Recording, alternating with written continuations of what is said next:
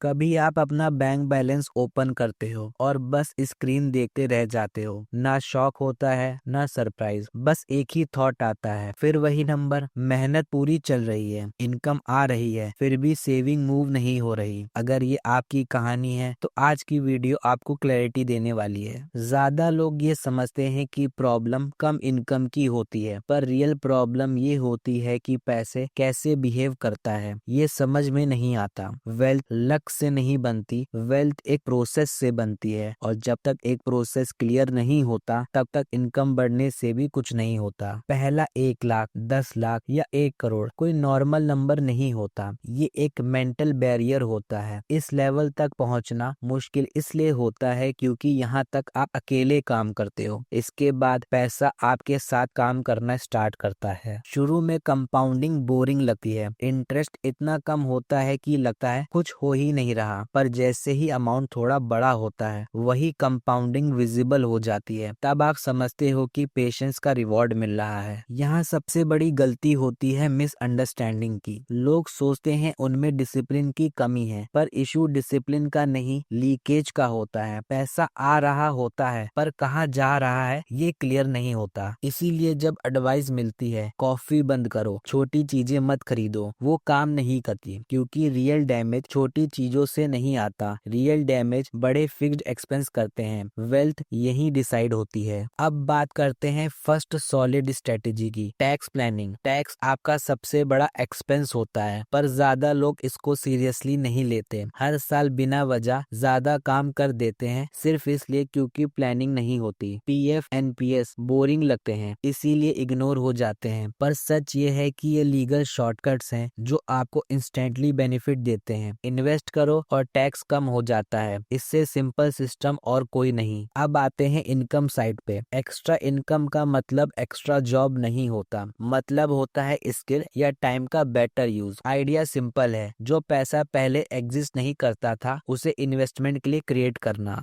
ये एक्स्ट्रा पैसा life style के लिए नहीं होता, ये फ्यूचर के लिए होता है। जब आप इसको मेंटली सेपरेट कर देते हो तब सेविंग पेनफुल नहीं लगती, तब ये ऑटोमेटिक हो जाती है। डिविडेंड मिलता है तो खुशी होती है, पर उसे स्पेंड करना सबसे आसान गलती होती है। अगर आप री इन्वेस्ट करते हो तो वही पैसा आपके लिए और पैसा बनाता है। कंपाउंडिंग का असली पावर यहीं से आता है। फीस का इम्पैक्ट ज्यादा लोग नहीं समझते। 1% छोटा लगता है, पर टाइम के साथ यही डिफरेंस लाखों का हो जाता है। इसीलिए low cost index fund long term में पावरफुल होते हैं। मार्केट टाइमिंग स्मार्ट लगती है पर प्रैक्टिकली काम नहीं करती। न्यूज इमोशंस क्रिएट करते हैं, रिटर्न्स नहीं। लॉन्ग टर्म में वही लोग जीते हैं जो शांत रहकर इन्वेस्टेड रहते हैं। इन्वेस्टमेंट कॉम्प्लिकेटेड नहीं होनी चाहिए, ब्रॉड इंडेक्स फंड काफी होते हैं। आपको एक्सपर्ट बनने की जरूरत नहीं, बस कंसिस्टेंट रहना होता है। सैलरी बढ़ने पर सबसे कॉमन ट्रैप होता है लाइफस्टाइल बढ़ा लेना। स्मार्ट लोग हर रेस का कुछ हिस्सा फ्यूचर के लिए लॉक कर देते हैं बिना ज्यादा सोचे। लग्जरी थोड़ी लेट आए तो कोई नुकसान नहीं होता, पर फाइनेंशियल स्ट्रेस जल्दी आ जाए तो जिंदगी हैवी हो जाती है। इसीलिए पहले स्टेबिलिटी फिर अपग्रेड। हाउसिंग कॉस्ट यहाँ सबसे बड़ा रोल प्ले करती है। अगर इनकम का बड़ा हिस्सा सिर्फ घर में जा रहा है तो वेल्थ बिल्ड स्लो हो जाती है,